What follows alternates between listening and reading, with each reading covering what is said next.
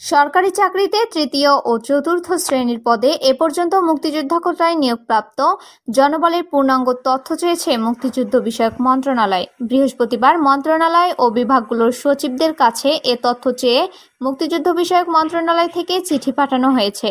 চিঠিতে মন্ত্রণালয়গুলোকে মুক্তিযোদ্ধা কোটায় নিয়োগ করা জনবলের তথ্য পাঠাতে একটি ছক করে দেওয়া হয়েছে।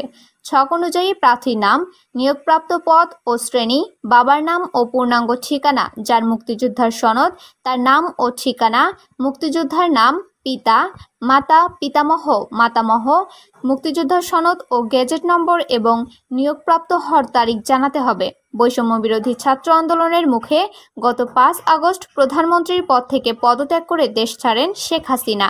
ওই দিনই বিলুপ্ত হয় মন্ত্রিসভা। পরদিন 6 আগস্ট দ্বাদশ জাতীয় সংসদ ভেঙে দেন রাষ্ট্রপতি। এরপর গত 8 আগস্ট শপথ নেয় অন্তর্বর্তীকালীন সরকার।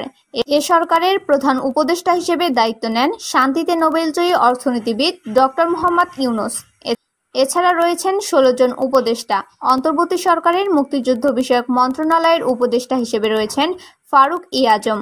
অভিযোগ রয়েছে, আওয়ামী লীগ সরকারের সময় অনেক ভুয়া মুক্তিযোদ্ধাকে সনদ দেওয়া হয়েছে। সেই সনদ দিয়ে অনেকে চাকরি নিয়েছেন। অন্তর্বর্তী সরকার এ বিষয়টি খতিয়ে দেখার পদক্ষেপ নিয়েছেন।